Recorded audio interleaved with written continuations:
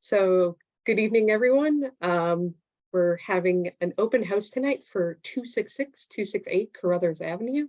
It's a zoning bylaw amendment application being considered and a site plan control application being considered here tonight.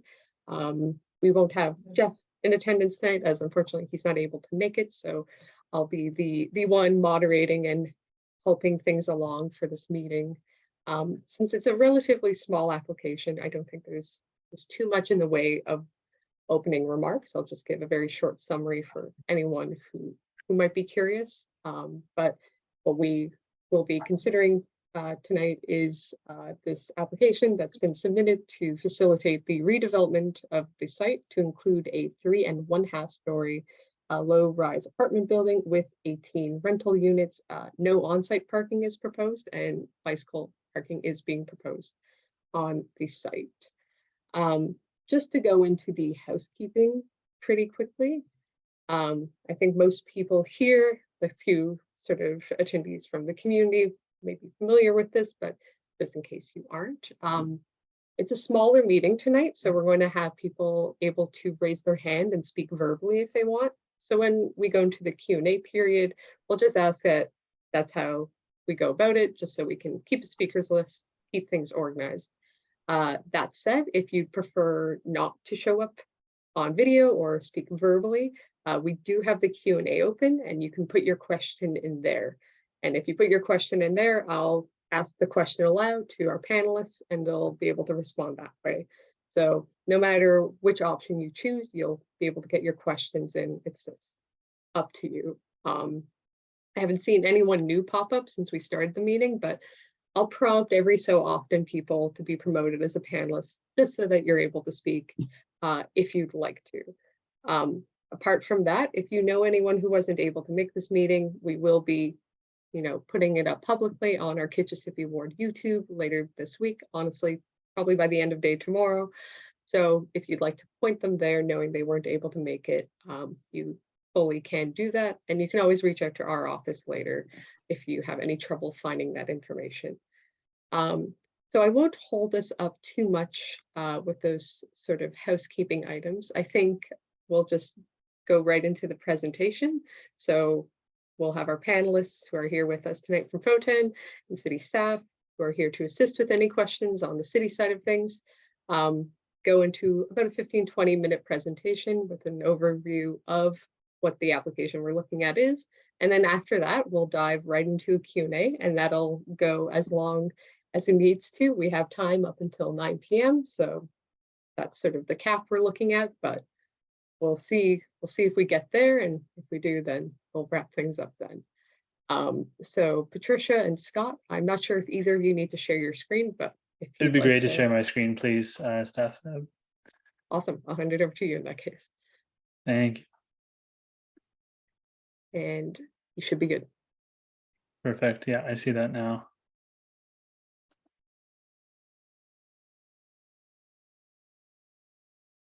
Okay, we should be good to go now. So I appreciate the introduction, Steph. And similar to what you said, this meeting can be more of a dialogue than a traditional public meeting. But for the record, of course, we'll go through this presentation just so viewers in the future can get the overview of the file. Like Steph said, this is a minor zoning bylaw amendment and site plan control application. Just to give you a little bit of a picture of where we are in the process, we made our first submission. The plans you're seeing today are what we submitted to the city. At the end of last year, we received our comments back from the city, and we're in the process of combining the input from the staff members, both on this call and other agencies, as well as the community input that comes out of this meeting, and any other input from the councillor's office, which will inform our next submission.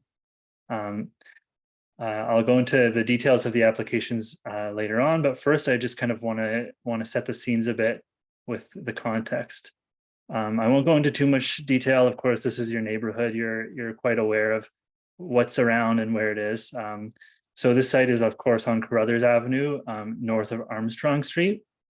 So, of course, south on Wellington, it's the primary commercial and retail corridor of Hintonburg and Wellington West and so on. Then north it transitions to a more kind of traditional residential neighborhood. The lot fabric, which I'll show you on the next slide, is a little bit eclectic. Obviously, Hintonburg has a history as a village, and therefore some of the lot lines were not laid out in a necessarily linear way. As you go north, of course, you have Scott Street, which is the LRT corridor, runs just north of there. Scott Street itself is also a key arterial people mover in the city. To the west, you have Parkdale Avenue, which is another key arterial in the city. And then the lot fabric, as I was saying to you, you see our site is this unique L-shaped site. It's obviously the combination of two existing homes, and it's directly adjacent to this larger 177 Armstrong property, which is a key consideration for what we're proposing, and I'll get into that shortly. You'll see that the kind of the fabric again is interesting, as well as the development. You have some pre-war houses that have had additions and other changes. You have some infill throughout the neighborhood, such as that which we're proposing, and other attributes of that nature. Again, just setting the scene a bit, this is north towards Scott Street. You'll see some of the higher density uses in that direction. South towards Wellington Street, you can see some of the mid-rise characteristics and some of the other high-rise characteristics. This is our neighboring site here. And then if you look directly across the street from our site, you'll see an established form of housing on the left side, and then some of the infill examples I'm referring to on the right-hand side. Down at the bottom is the site, just to give you an idea of the scale of the site.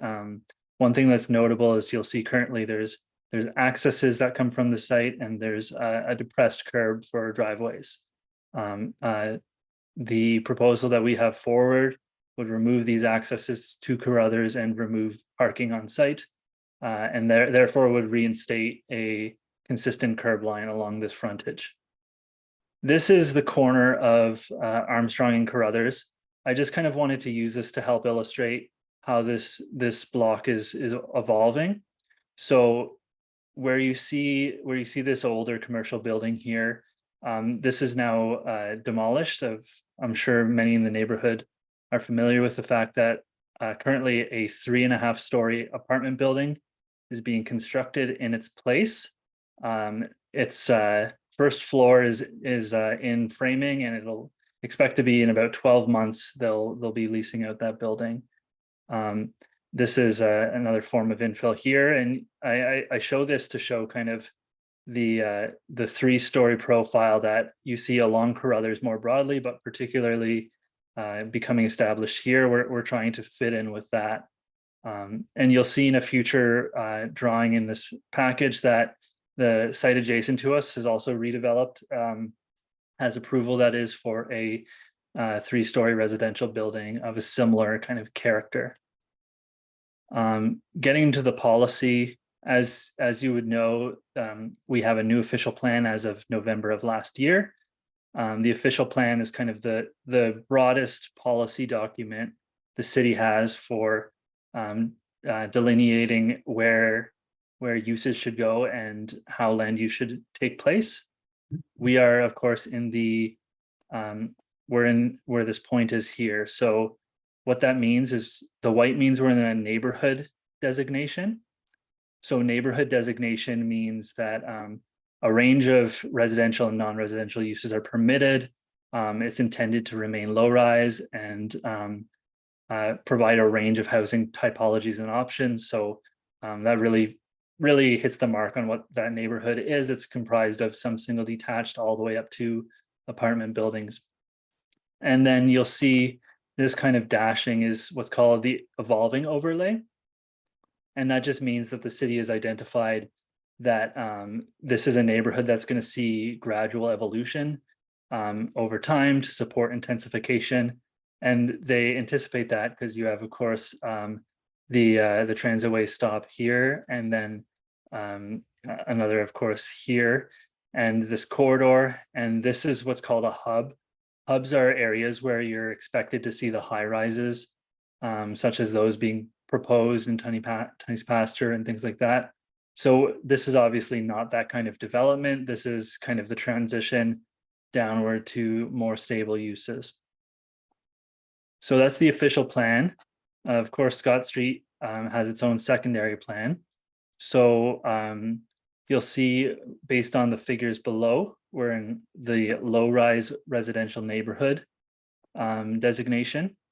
It's further delineated by what's called the neighborhood line, which is distinct from areas that are anticipated to undergo little change outside of small scale infill and intensification. That's kind of what we've envisioned here. Then on the right-hand panel, you see the maximum height schedule.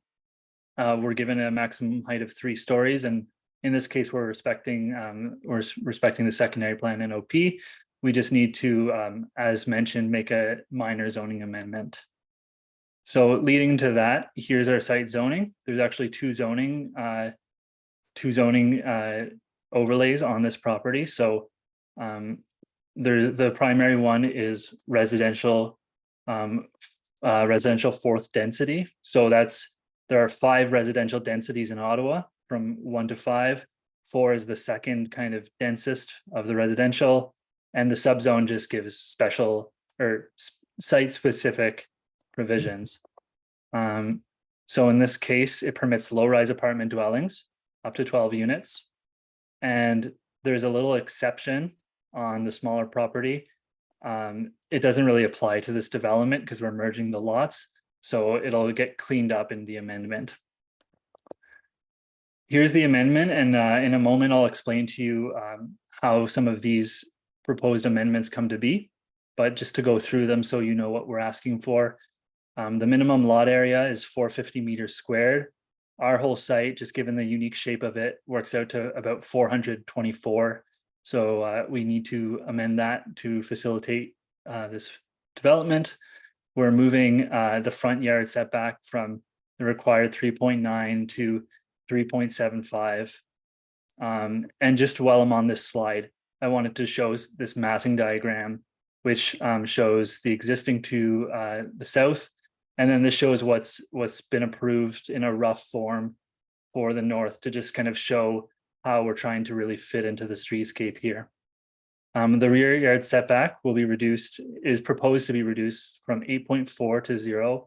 I'll get into that shortly, why that is. And similarly, the same building wall necessitates a reduction from 1.5 to 0. And lastly, currently 12 units is permitted in the zoning. We're proposing 18 here.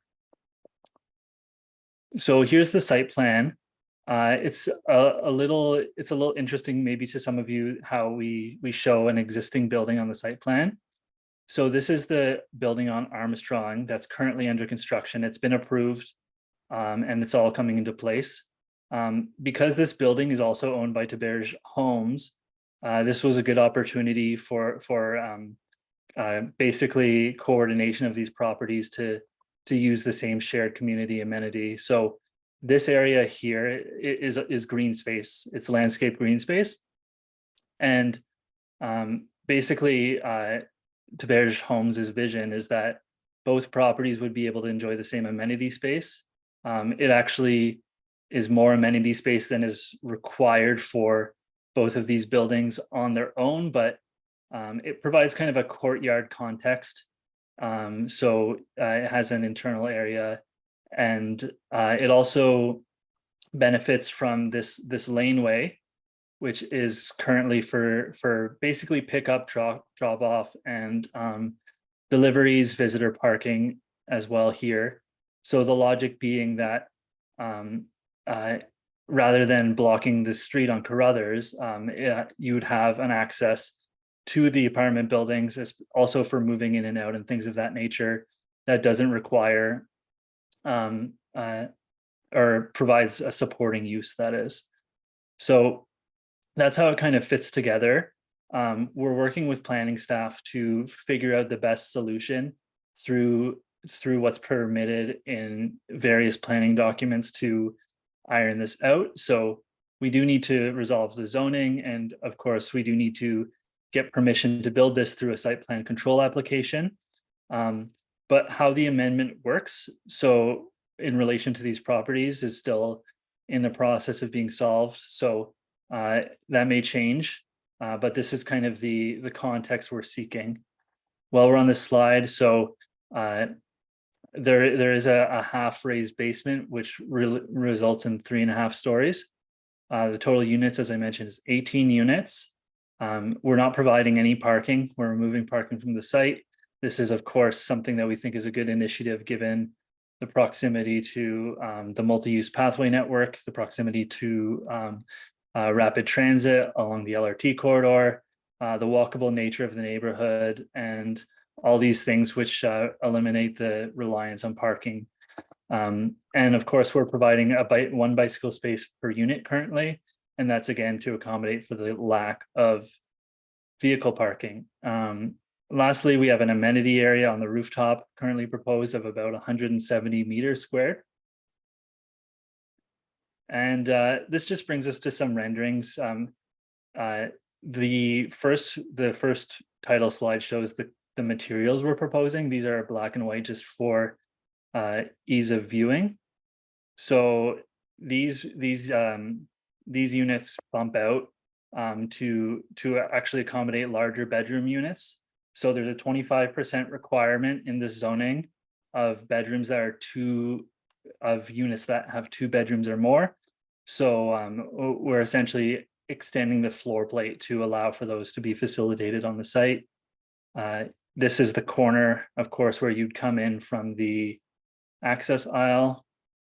This is where you would, this is the view from Carruthers. So this shows the walkway to the shared rear yard, which would be here, shows the front of the building here, of course.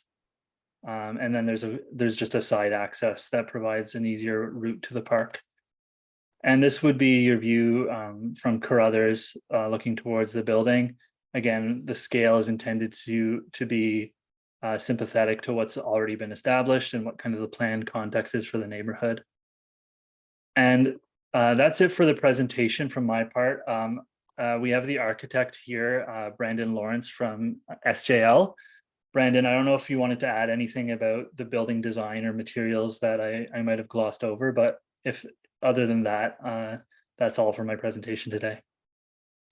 Okay. Yeah, Scott, if you just want to go to the front page, I have a little brief I can present. So yeah, I guess we briefly just on the design approach and compatibility within the community. So for those of you who don't know me, I'm Brandon Lawrence, and I'll be the lead architect for this development. So the existing neighborhood is comprised predominantly of 2 to 3 story low-rise residential buildings that range from single family homes to apartment buildings. However, there are some mixed mid to high rise buildings towards the north and south, which range from 6 to 15 stories. Our proposed development is 3.5 stories above grade with a partially finished basement. Currently, a total of 18 units are proposed, which vary from studios to 1 bedrooms to 2 bedroom suites. I think it's important to mention that 16% of the suites are going to be designed as barrier free. The development will have access to shared amenity space, as Scott mentioned, towards the west, and direct access to a rooftop terrace as well. We believe this development will bring urban rejuvenation and intensification, as well as a new standard for future developments in the area. We explored a series of design strategies to help make this design fit within the surrounding urban fabric, which some of these include. So for instance, we introduced a series of setbacks and protrusions, as well as balconies, which help break up the overall massing, as well as help animate the front facade to create an interactive relationship with Carruthers. We also introduced a datum line at the top of the 2nd story to align with the adjacent 2-story dwellings, as well as the newly developed property directly towards the north. This also provides a material break for the upper floors. The proposed corner balconies and landscaping will help soften the facade, as well as the building edges to help transition to the existing development to the north and south. As for material, I know Scott touched on this briefly, but the existing neighborhood consists of an array of building materials and colors. We decided to stick with a neutral color palette, which blends in with the approved development directly towards the west along Armstrong to create a cohesive relationship between the 2 buildings. The proposed cladding is predominantly charcoal masonry with some cedar fiber cement lap siding. All materials selected will contribute to the overall quality and longevity of the building. Our team has put a great effort into the site design to try to maximize the amount of amenity area provided while maintaining easy access to the principal entrance, bicycle storage, which accommodates 18 stalls, which is 1 per unit, as well as the waste management. The current design does not provide any surface parking to try to promote active modes of transportation. So in summary, we believe this proposal will enhance the existing streetscape while provide urban intensification, which is in great demand. And that's it from my end. Thanks, Fred, and thanks, Scott, as well for your presentation before him. In that case, I'll just kind of set us up for the Q&A. How we'll go about doing it, we have 1 question in the Q&A so far. If anyone would like to ask their question verbally, just raise your hand using the raise hand function in Zoom, or if I'm not noticing it for any reason, if you're waving your hand in your screen, just send a message and I'll be sure to get to you. But otherwise, we're probably going to proceed pretty, just as formally as a speakers list, but if there's a bit of back and forth with questions, I think we're small enough that we'll be able to facilitate that if that's good with everyone. Keeping in mind, if someone is next in line, we're going to want to give an opportunity to give them to speak as well, but we can keep coming back to anyone and everyone in line, just so we can maximize and get as many questions to the applicants and staff here. Maybe while I let some people, put some questions in the chat and raise their hands, I want to just ask Adrian, and I know Kirsten is here as well. We had some messages on the comment deadline. I was hoping maybe we could speak to that early on, if there's still additional time for people to get their comments in, given the application summary said it was earlier this month, but just to maybe put people at ease. Would you be able to speak to how tight that deadline is? Yeah, thank you, Steph. That's a very good question. I know this gets asked quite a lot. Just want to quickly introduce myself. My name is Adrian van Wyk. I'm a development review planner with the city, so I'll be reviewing this file. And I'm joined by my colleague, Kirsten Nitscher, who will be assisting me. In terms of comments, we provide a comment deadline for each round of submission that these applications go through up until approval is made.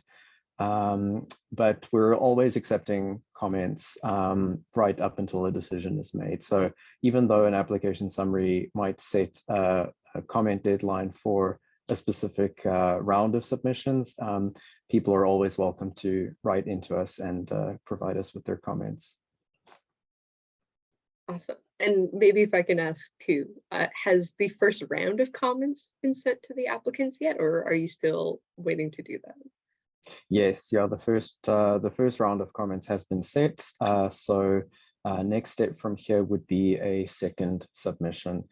So the applicants will take those comments, digest them, see if they want to make any changes. It's all contained within one document, and then they'll provide us with a response afterwards. Fantastic. So for anyone who might have been wondering, that sort of sets the scene for comments. Of course, I think Adrian and Kirsten would probably both agree that the earlier you get your comments in, the better it is for them to consider it and for them to include it in their package of comments that get sent to applicants. But there is not a firm deadline. So if you're looking at that sheet that says it was January 4th, you absolutely still have time.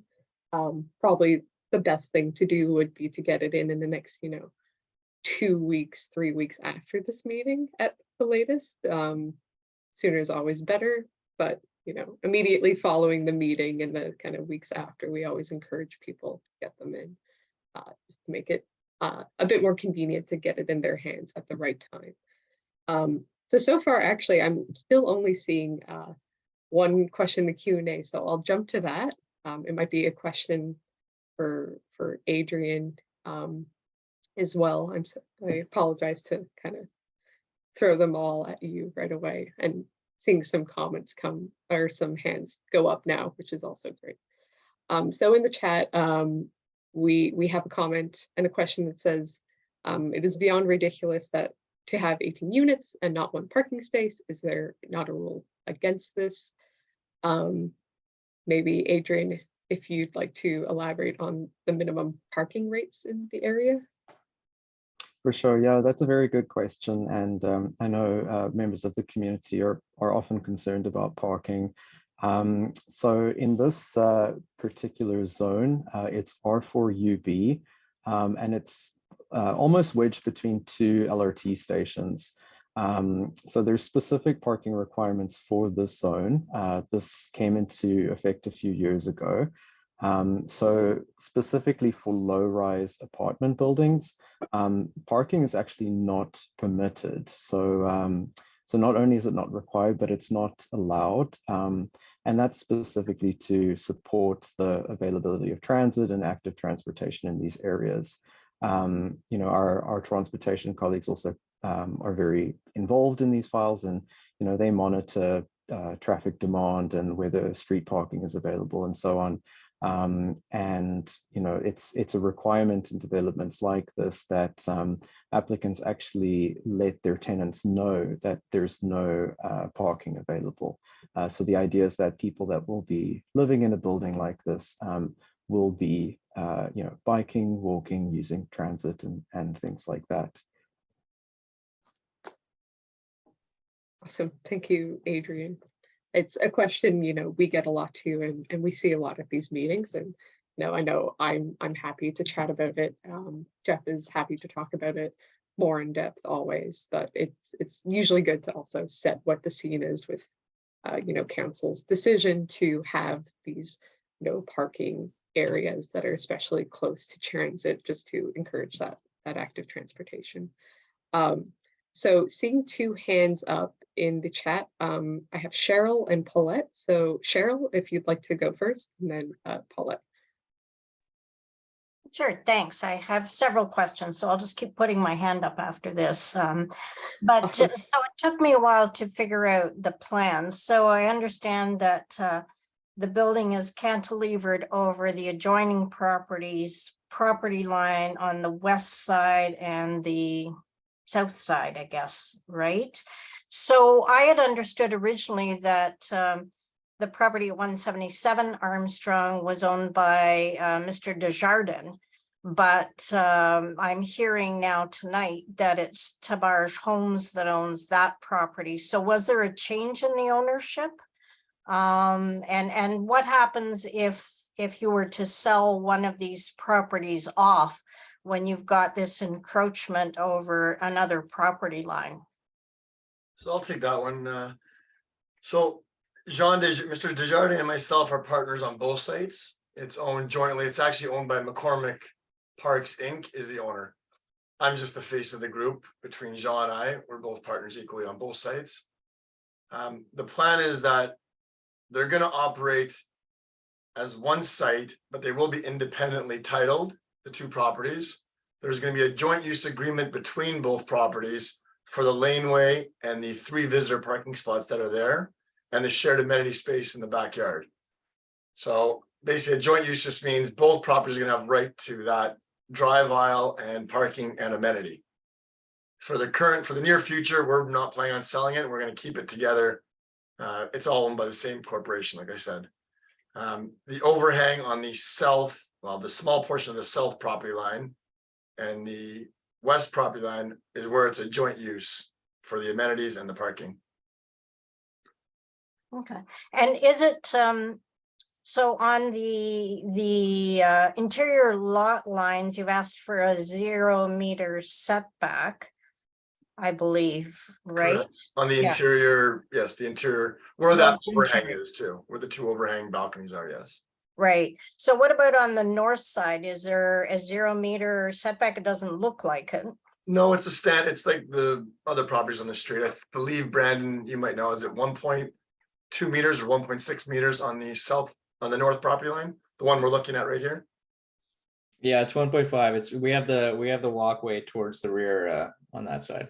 Okay, and it looks like the steps are in the way, so how do the steps go both up and down towards the backyard? Because on the plans I looked at, it looked like you only went up, but you couldn't get down towards the backyard. And if so, what's the width to get by on the rest of the walkway? So I guess I'll handle this. The steps go up and down just right. There's just one, you're right. There's only one sided of steps. Right, We didn't go the other, we looked at doing it the other way, which we could do very easily, but it would interfere with some of the unit windows that'll be on the ground level. So the plan is when you come out of the building on that side, you'd simply just walk around to the other side of the building and walk with the south property line pathway to get to the rear yard. so you can't get by on the north, then it's too narrow? It's just, we're not having stairs going towards the back, we're leaving them out to the front only. Right, but how big do the stairs, what width are the stairs, I guess, of that 1.5 meters? I think, are they the full width, I would believe, Brandon? They must be pretty close. To the full width. I think we have them at 4 foot or 4'6". They're pretty generous. So just under 1.5 meters. Okay, is there It'd be any wide way, enough to go up and down for two people, one to go up and one to come down. right? But is there a way for the people that are on that side of the building to get to the back without having to go all the way around the building? Not currently from this exit. One option we've looked at, we just want to see what it would look like. I don't think we have interior shots right now, but there would be an option to potentially put a doorway, internal doorway to the south side property line. Okay, because that makes sense. You wouldn't want people to walk all the way around the building just to get to the backyard, which is their amenity space. So there needs to be an easier way for people that are on the north side to get to the back. Yeah, no, we are looking, there is an option to do it that wouldn't interfere with our layouts. It was just something we didn't look at, and we talked about it, I think it was yesterday when we did our meeting, that we could just have an exterior door on the north side, on the south side, sorry. Okay, thanks. I'll let other people ask some questions and then I'll come back with some more. Awesome. Thanks, Cheryl. So far, we just have Paulette next. So if you'd like to come back in line after that, feel free. But also, as a note to anyone else who's in attendance, feel free to put your hand up now or get another question into the Q&A. So Paulette, if you'd like to go next. Yes, I live right behind where this building is going to be on Hinchy. So it's going to be in my backyard, like the one that's beside it. I really, I'm a little surprised. I really had hoped that there would be amenity space for those in this building as well, because there's going to be 30 some units in the one on Armstrong, and for the one on Armstrong and this one on Carruthers to share the same small amenity space, I just don't see that it's enough. I know you've got a rooftop there and that, but I really, I think you've, my first impression anyway, is that there's too many units. I would have liked to have seen the 12 rather than the 18. And I think it would have fit in this small space a lot better. I have a sense of this one that it's being kind of shoved in rather than sitting there properly. So that's my impression of this. And I'd like you to, I really am opposed to having one amenity space for both buildings. I think it would be much better for each building to have their own amenity space, thinking of the future as well. So that's sort of like my comment. I don't know if you want to say anything about that, Joey, or not, but I think that some of the neighbors would probably feel that as well.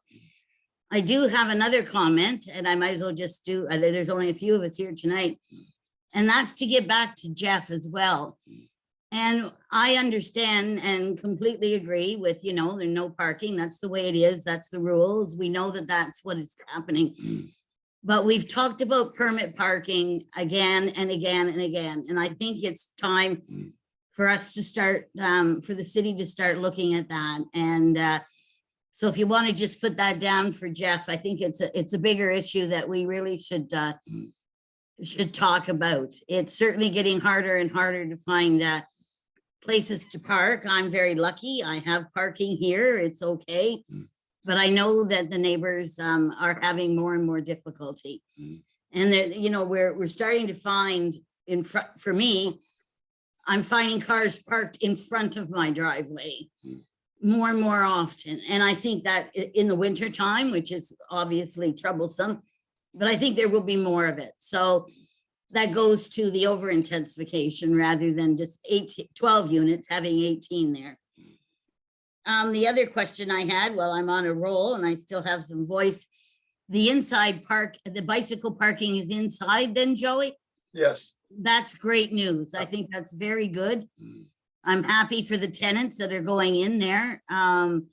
Because I think in this, you know, in this city, inside parking is very good for bicycles. So that's good. And you said something about 3 bedrooms. Are there any 3-bedroom units, or I wasn't sure if I understood that or not, or you're looking at putting in some 3 bedrooms? No, there's 1 and 2 bedroom units. Maybe it was a miss there. We're looking at putting in an exit on the south side just to get to the rear of the property. Yeah, yeah. Okay, that's it for me. And I might, after Cheryl's done, I might go back again. Yeah. No, I guess, I mean, the Thank only you. comment, I appreciate the comments, Paulette, and you know, we're trying to create a courtyard in the backyard to make it look like we purposely did both buildings at the same time rather than kind of an eyesore, which is why we're kind of making this courtyard and losing all access on Carruthers. I do get, I know, I can sympathize with the parking. You know, from our first one, we had about a 40% parking ratio originally, and through the community is, I'll be honest, it's very mixed. If you remember from the first Well, one, we know that. We know half the that. community said, we don't want these 10 parking spots, no shit. And the other half says 10's not enough. And so that's why we I opened up the understand, and that's why I amenities. want us to look at permit parking as well. Yeah, which I agree. I did talk to the neighboring developer who did 16 units next door to us. And he actually had quite a list of people looking to rent, and none of them had cars. It was all no car parking. Again, this is what they say when they rent. Do they have one and they park on the street all the time? I don't know. I can't imagine when I was 25 or 30 renting and just relying on street parking all the time. That's difficult, especially with these Carruthers, you know, which is already a horrible street when it comes to snow removal. It really is. So you remember we did have 7 spots in that amenity space because we still met the minimum amenity requirement, keeping that parking. And then we did agree with Jeff and the community that, okay, we're gonna make that just a overflow of amenity area. I'm not saying it's overflowing and it's not needed, but it was an overflow of amenity, and we kept parking just on the hard surface. We believe the tops yeah, will be I mean, used. Yeah, I think that amenity space, and I was one of the ones, if you remember, that I thought it was better to keep it as amenity space rather than parking there and having it completely parked over. But now you're going to increase 18 units on that. And Yeah. I really think that that's a mistake. Yeah, no, I fully do. I respect the comments. I really do. By bringing it closer, I feel like it's going to get used more. The rooftops get used 9 times out of 10 by tenants as opposed to the at grade amenity. The at grade is going to be more for people to let their dogs out, people to go out quick. The barbecue, the more social areas are going to be on the rooftops, where we have, you know, a little bit of a, you know, barbecue area, a little more of a seating area up top. But I do respect your comments, and we'll look into it. Okay, that's all right for me for the moment. Sounds good. Back Paula. to you, And- Cheryl. Yeah, so far, Cheryl, you're next to go, and just to acknowledge your comments, Paulette, I do have the notes on the permit parking. I know Cheryl's raised this before, and I know we can have, you know, an off this meeting discussion of it, maybe more in depth, but for, you know, just for the edification of everyone who might wonder or anything like that. Of course, it's like the petition process that we have to go through. There's things they'll have to look at with the street. If private parking is a predominant sort of theme, then that would invalidate, if I understand. I And think I'll the just end- add one little more comment that it comes No, from no. another on the parking. Sorry, Cheryl, I just remembered this. Go ahead. One thing that Jeff talked about, I think it was last year at another it might have been one of the buildings further down on Hinchy near Scott. And we talked about, there are very few spots here for Virtue Car, where it's now Communa Auto. Mhm. And one of the things we talked about is some of these units, some of these buildings having a spot for that, and that's becoming less and less possible. So Jeff did say something about whether or not we make a parking spot on Carruthers or on Hinchy, which would be for the Communa Auto. Because these buildings are being built without any vehicles. And I went 20 years in this neighborhood without a car. I'm sharing a car now with my daughter who lives in the triplex with me.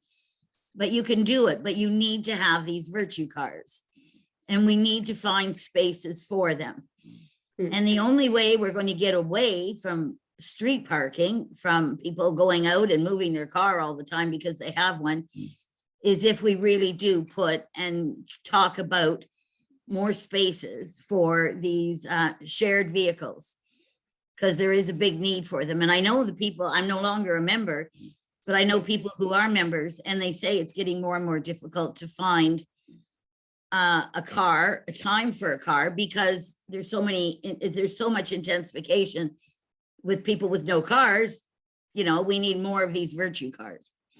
Mhm. So that's a question for Jeff as well, but it's also something for the developers.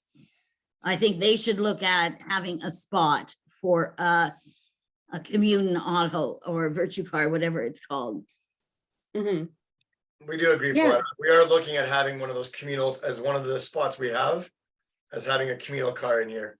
Whether it's one or two of them is what we're looking for, but anything dealing with parking, as we know,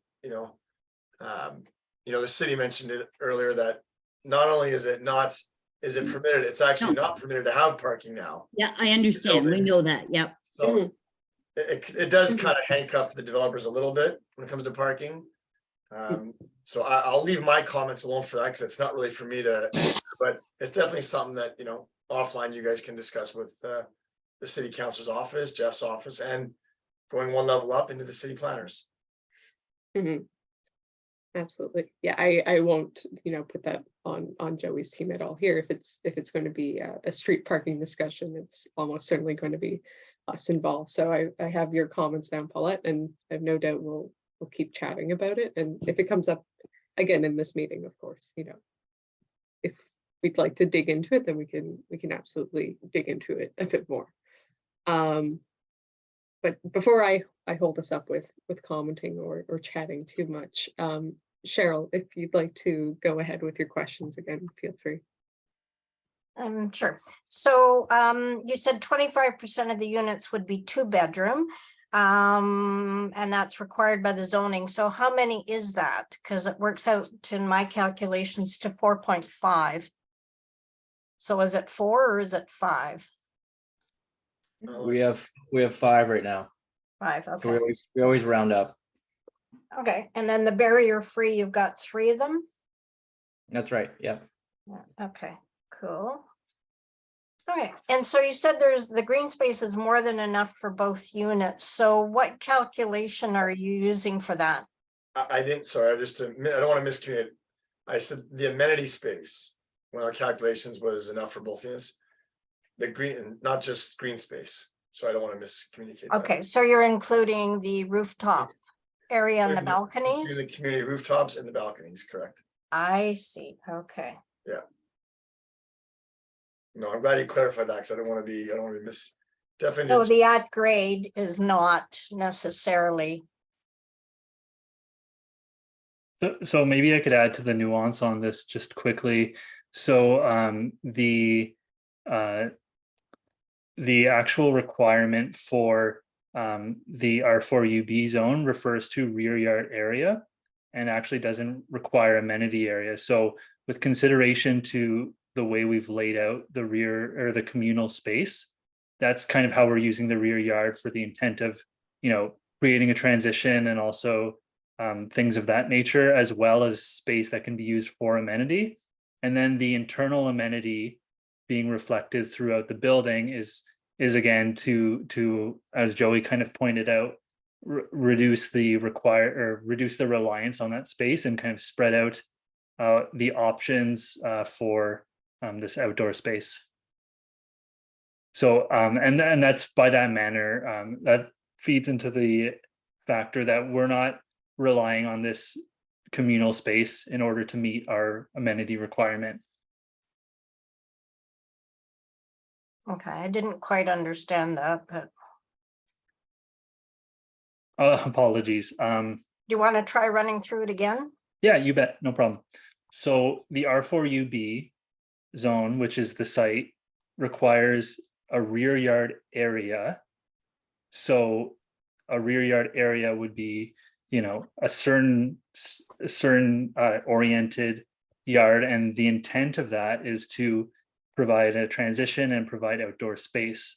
So in lieu of this lot having a rear yard area, we have the shared space on the other side. However, we also provide amenity throughout the building in order to accommodate for the tenant's use. Right, and that rear yard part of it, I think, was to also provide the green space and enough area for a tree as well. So by actually overhanging it into the next rear yard, there is no rear yard, right? So it's a rear yard, actually a minus rear yard. Because you're Correct. So overhanging into the next property. correct. So this is the nature of the zoning amendment. So in order to facilitate this, we need the amendment, and the amendment relies on the context in this case, which is the joint use and sharing agreement that would basically legally codify that space is to be used by two different properties. And so that's kind of the approach we have. One of the things that we're working on with the city is exactly how we want to set this up from a zoning and planning perspective. And we are working on scheduling a meeting with city staff to exactly confirm how we're going to lay that out. But basically that's the approach. It kind of gets into a little bit of, as I've made, confusing technical matters, but it's something that we're resolving to basically establish what we've proposed here. Okay. And so at the front in this picture that we have, you're showing 3 trees. So are there going to be 3 trees? Because I looked at something and it said that there was 1 serviceberry in the front, if I understood, a spring flurry serviceberry. So are there actually 3 trees or just 1 tree? Or is it 1 tree and a couple of bushes? I'm pulling up the landscape plan now, and I'll show you what we've proposed. We received some comments already from the staff on how to approach the, apologies as this loads. So this is what we've submitted for the current approval. So this is the tree I believe you're referring to here. So that's one thing that we're looking at with the forestry team and landscape team at the city is what's a suitable tree that can grow and be resilient in the amount of soil and the depth of soil there. So that's still something that we're very much working on. And so I guess from our perspective, I mean, with the R4UB zoning, we worked very hard to try to get more green because we're losing trees at a rapid rate, denuding the whole community. And so just one little tree there, serviceberries are not really, they're not a very big tree. In fact, a lot of times they're just a bush. So by taking away the complete rear yard, there is no room for a tree, which is what the whole R4U, a lot of the work that was done on that was to make sure that there was enough area to put in a tree, at least the 25 meters square, or on this size property might have to be even 50 meters square. So I have a concern about that. And yes, your nice diagram showed 3 trees, but here you only show the 1, and you're removing those 2 trees. It looks like on the side. Is that correct? The two on the right side? So these appear, these, yeah. So I'll just jump in quickly. So it's not that we don't recognize that. We did discuss this with our landscaper. The issue we're having is that the city rules don't allow us to place a tree on top of the services which will run out to Carruthers Avenue to service this building.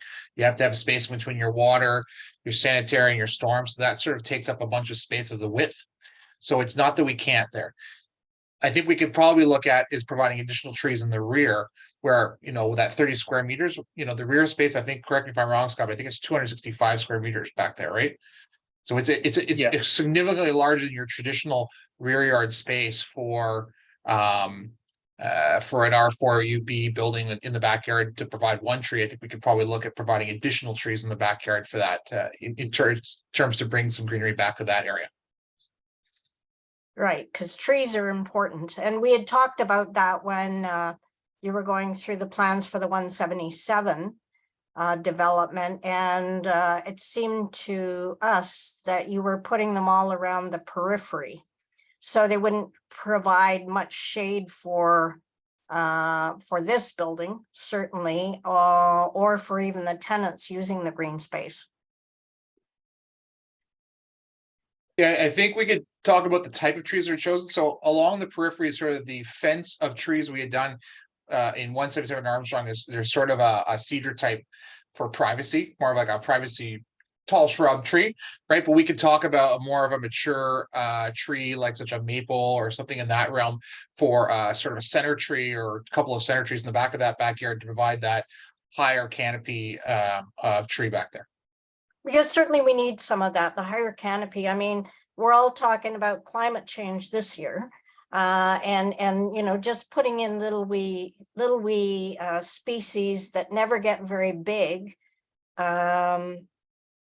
really isn't very helpful for you, for the climate, for anything. We need some big species trees for sure. Okay, and then I had one other question, I think, and then I'll see if I have any more, but so you've got roof drains, right? And then you've got the roof terrace on top of the roof drains, is that correct? Yeah, that's correct. Okay, perfect. Okay, I think that's it for me for the moment. I may have some more. I'll look through my little questions. Sounds good, Cheryl. And Paulette, you're next to go as well. And I'll take the opportunity to let anyone else. Little did Cheryl and I know that it would be the Cheryl and Paulette show tonight. Sorry about that. You guys bring Yeah, some good lucky questions, Jeff, so lucky we're Jeff. set. Yeah, Jeff's smart not to be here. Well, he gets this all in another time, but anyway. I'd like to just go back to the trees for just a moment, seeing as I'm in behind there, and Joey, you know, and Jeremy as well, we have the shared fence that's going to be, you know, done over in the spring. And when you're about to put the trees and the greenery in this space, it would be greatly appreciated if we had a bit of a community meeting on that.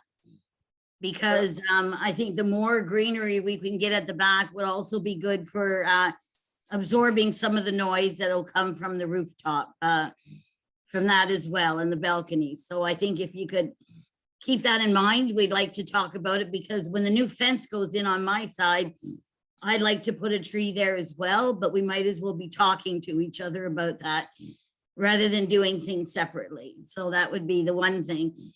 And then the other, my last question, I believe it's my last, you'll be happy, is this question is for the for Joey and also for the architect. If you go to the front of the screen with the front of the building again, please. Yes, this is something I've asked a couple of other units as well. The ones that are in the front on the ground floor, it would be wonderful, I think, if those were made into where the front door would actually go, that each of these units would have a front door coming in off Carruthers with a little spot that would be like their front garden going in. So you'd have the main door for most of the building, but for the units that are right on the ground level, it would unite them with the street level and kind of mimic what's going on in the rest of the neighborhood where we're at ground level when we come out of our front doors. And I just think that would make it a more attractive building. And I think it's also would make it fit into the hood in a much nicer way. So that's just a comment. I don't know how far along if this is set, but you know, I think it would make the units that much more attractive as well. That's just a comment. It's And I definitely something think- we can look at, Paulette, doing it. There's just the one unit that's on the front of the building. The whole left-hand side is the garbage and the bike storage and then your front door. Yeah, if that was like a larger unit, like a 2-bedroom, that would be a very nice one for a family, you know, where. I love doing that. We do it usually with stacked towns and things. We have a separate entrance just for that unit. It does make it more welcome to the neighborhood. You know, we're doing Yeah. a development over on Baseline and Fisher where we're doing towns around the perimeter so they can walk right out onto the street and blend in with the R1. I would like that a lot more for these 3-story buildings that are coming into our community, because I think it will make them fit a lot better rather than going in and having it closed off and then that's it. So Definitely something we could look at with the architect group with Brandon and just see how that would play in with the trees and the green space. And if it works, it's not an expense, to be honest. It's actually a very minimal expense to do. Putting a sliding door is almost the same price as putting in a window wall at this point. So We something we'll look did at. explore it, and I know, like as Joey mentioned, we have our garbage entry, then we have our bicycle room, then the main lobby. So really, we only have one corner unit on the ground floor, which does have direct access to the exterior through the side. So that's the one unit that doesn't actually go into the public corridor. He does have an entrance, but it is to the side. The problem with the front is that we need a porch, and then that would cover the window for the basement unit. So it eats up that corner. So that was a little problematic. So that's why we shifted it to the side yard. And the But spot we for our can, tree. But again, it is a my comment good is that there are comment too though. many units. Yeah. There's too many units and you got to be able to fit all of this in. So anyway, that's all for me now, guys. Thanks, Paulette. Thank you. Paulette, just to touch on, I think that's a great idea. I never thought of that. I've done it on previous developments where we get, you know, the 1, 2, I'm looking at a map of your house and the neighbors. We get the 3 neighbors around you all together just to plan with these, because this is affecting, I don't need to go poll 2 streets over on what trees we want, but ask actually the neighbors that are going to be looking at these and sitting under these trees for the next X amount of years. So it's a great Yes, idea all to of do. us, prior to yeah. doing it. All of us along Hinchy, from my Yeah. neighbors on one side all the way to Armstrong. We'd like a conversation about trees that we can talk about together. I'm going to tell Jeremy to remember this comment, and hopefully we do. But if for some reason it comes June, July, and you haven't heard, just reach right back. If you have our number, reach out to us, and we'll make sure to set up an immediate neighbor kind of meeting for all the trees. Yeah, well, I'll make the counselor work for his money. I'll make him set it up. No, I'm Perfect. kidding. We don't need him. It's all right. Thanks, Paul. Thanks so much, Paulette. And you know what? I'm here to help set those up. We do have to do that legwork, and frankly, it's some good legwork to do a lot of the time. And before I forget, Adrian, I saw your hand go up while Paulette was speaking as well. I'm not sure if you want to come in with a comment or anything, but just to give the floor in case you did. Oh, thanks, Dave. Yeah, I just wanted to add to the tree conversation. You know, it's pretty standard now that we have a city planning forester assigned to review these files. So they have provided comments on, you know, the tree species and soil volumes and such. And the city is looking to try and secure a larger tree if possible. So, you know, we are having ongoing discussions about that. Fantastic. Thanks, Adrian, for the information. I'm sure it'll help to anyone else who's wondering as well. Maybe I'll just jump in with a very quick question to you, Adrian, because we had it as a bit of a discussion with a resident over email. Is this considered for the minimum parking rates area X or area Z? Because I think there's a document that says it's X, but when we looked at the map, it looks like it's actually the no parking at all area Z. Yeah, so good question. On the schedule, it is identified as area X. And if you go to the parking section of the bylaw, you'll see that there are parking requirements for area X, but where the no parking requirement comes in is specifically under the R4 UB subzone. So if you go to that section of the bylaw, it actually says parking is not permitted. Got it. Okay. Thank you for clearing that up. We had that back and forth, and I wasn't sure if it was beneath there or if, I know it's a bit close if you're looking at the map and it doesn't have the streets labeled. So you're kind of trying to go from the major like arteries and that kind of thing. So it's good to know for anyone else who is wondering. And with that, Cheryl, if you'd like to pop in with any other questions, please feel free. Sure. Yeah, just a couple more. So for the rooftop and balconies, if there's any overlook onto neighbors, please provide some screening, some opaque screening on the rooftop or the balconies. Either one. Overlook into the backyard. The ones at the front, I don't think there's an issue with, but it's more the backyard. And this is a question that maybe for the city and for the developers is, I think in your geotechnical, it says it should be excavated at a 1-to-1 slope for the excavation. And I've never seen anybody in this area ever do a 1-to-1 slope. They just go straight down. So I'm wondering why that is, that all these geotechnical reports always say that, and that never happens.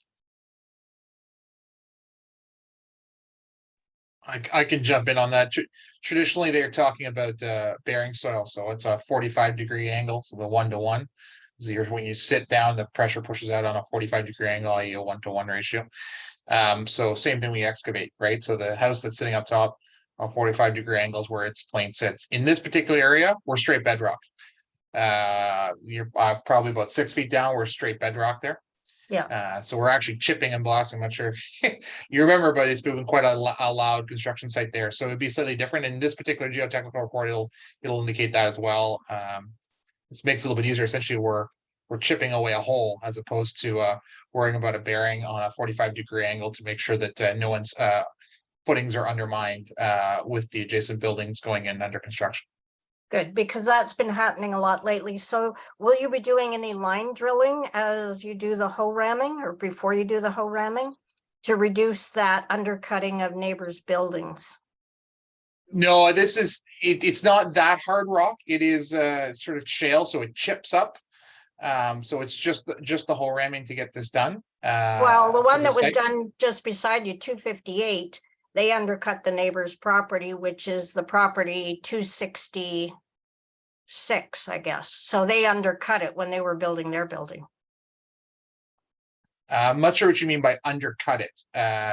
Would they have exposed the foundation? They wouldn't have gone down lower than the footing of the adjacent building, and then on a 45-degree angle below that, right? So the two footings are here.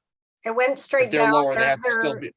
Their whole basement or footings were exposed, and there were holes underneath it because the rock didn't break evenly. I can't speak because I wasn't involved in that project. It's possible that they probably should have provided shoring, or if they had sign off from the neighbor. There's all kinds of things that can be done. It's part of the building code issuance now. So it was a update that the city brought in last year. So now if you're going to over dig on the property, you have to have your neighbor's permission, or you have to provide shoring. So that's dealt with now at building code, whereas it was kind of sort of left to the geotechnical engineers to enforce, but now it'll be handled prior to issuance of building permit. Right. And they are enforcing it, are they? Perhaps the city. Well, they won't issue your building permit until you provide a plan. And if that plan involves exposing your neighbor's footings, it would require permission. They provide a letter, like a standard template letter, where your neighbor would sign it and say, I give permission for them to expose my footings and overdig my property and such. So you can't get a permit now until you have a plan that's signed off on, basically. Right. And then city inspectors would be enforcing that. And if you're digging within 3 meters of the property line, you have to have an engineer's report, I understand. Yeah, that would be your geotechnical report. Yeah. Right. Okay. Or soils engineer on site. Yeah. And will you have an engineer on site as you're excavating? Not sitting there all day long, but they'll come in for their periodic inspections especially during excavation period. Yeah. A Okay, geotechnical, they don't just write the report, but they have to go out and site and certify that we're following the procedures and methods within that report. okay. So when you're doing your fencing, please try to keep it off the sidewalk, because that was a problem with the 177 Armstrong site, where you encroached onto the sidewalk, and it was really quite dangerous because the stays for the fencing were bent upright. So please try to figure out your site more carefully so that the sidewalk is kept open there. Yeah, Okay. well, that's a good comment. We definitely had it longer, and we got a little bit of a surprise on that site with the environmental. But it took us a couple extra months. I'm sure Paulette, you felt it in the pain, because it was that hole was there for a lot longer than we expected. Yeah, there were a lot We of would have comments. originally had that building framed by now, before the winter. So Right. we're obviously a couple months behind schedule. Yeah, there was a lot of community concern about how long Armstrong was closed as Yeah. well. Yeah, Yeah, we ran into some problems. We had to get a record of site condition done at that site. So we had to take all that material, bring it off site to a special storage facility where they take care of that contaminated soil. And then the city then the report is signed by our engineer, submitted to the Ontario Ministry. They have to process that report, give us a record of site condition back before the city will give us our building permit. So there's that bureaucracy, which kind of stuck us in the hole for a long time. It was quite frustrating, but unfortunately, that's the process that we have with environmentally contaminated sites. But now you have a clean site next door to you, so it's great. okay. Yeah, and I would agree. My last statement is I agree with Paulette. This is just overdevelopment. This is a small site. You chopped off the backyard of one of the 268 so that you could make the other site work. And you said that you would be able to do that property with that very tiny lot. And now what we've got is something that's really quite massive and actually has to overhang that site. So I really think it is overdevelopment, and you should consider reducing the number of units you've got in there. Picture looks lovely, I have to say, but it's just too many units. Thanks. So I will ensure, we definitely didn't intend on misleading anyone with that smaller site. We did plan on doing a smaller single home or duplex there. We approached 266 Carruthers numerous times after I got involved with Mr. Desjardins, and I know approached her a few times before. And it just wasn't an option. So then when it did come up, we obviously jumped at the opportunity to make the site a little bit more of a community and a courtyard in the back, where we can then kind of put our buildings on the peripheral of the site. I fully appreciate the concern of having a 0 lot line here.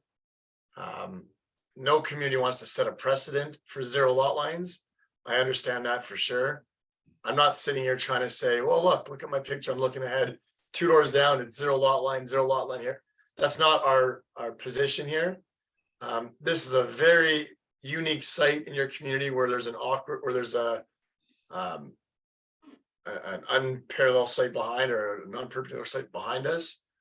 It's not a condition that I think you'll see in the future within a reasonable distance of this one. So I do think this would be considered a one-off.